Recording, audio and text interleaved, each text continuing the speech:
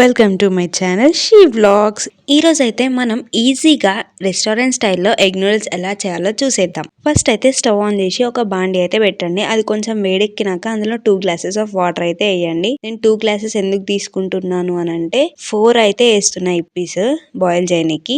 So 2 glasses of water ని high flame లో boil అయితే చేసుకుంటున్నా. బాయిల్ అవ్వగానే అందులో 4 ఇప్పీస్ అయితే వేస్తున్నా.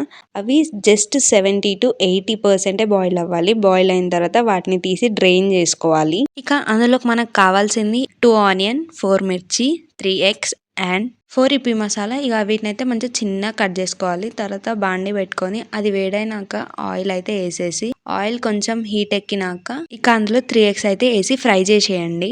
ఇక అందులో ఏమైతే వేయకండి, ఒట్టి 2 ఇప్పి మసాలా వేయండి. నాకైతే ఇట్లా ఎగ్స్ ఫ్రై చేయడం మా ఫ్రెండ్ అయితే చెప్పు ఒకసారి ఇలా చేసుకొని తిన్నాక నాకైతే ఇదే నచ్చేసింది. సో ఇదే కంటిన్యూ చేస్తున్నా.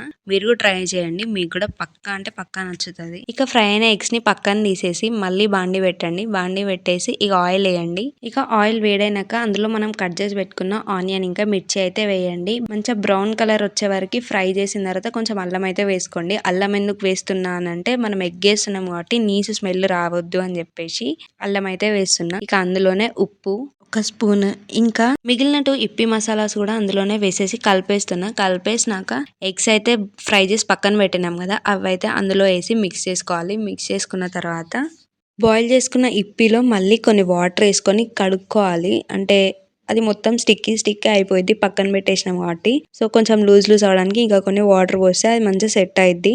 ఇంకా తర్వాత మళ్ళీ ఐపీని తీసి మనం కుక్ చేస్తున్న బాండీలో వేస్తే మన ఇప్పి అయితే రెడీ అయిపోయినట్టే. కానీ అందులో అన్నిట్లో బిగ్ టాస్క్ ఏంటిది అని అంటే అవన్నీ మిక్స్ చేయడం.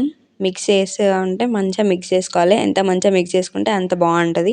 టేస్ట్ అయితే చాలా బాగా వచ్చింది. నాకైతే నచ్చింది. మీరు కూడా ట్రై చేయండి. మీకు ఎలా అనిపించిందో కామెంట్ చేయండి. ఇలాంటి మరెన్నో వీడియోస్ కోసం మన ఛానల్ని సబ్స్క్రైబ్ చేయండి.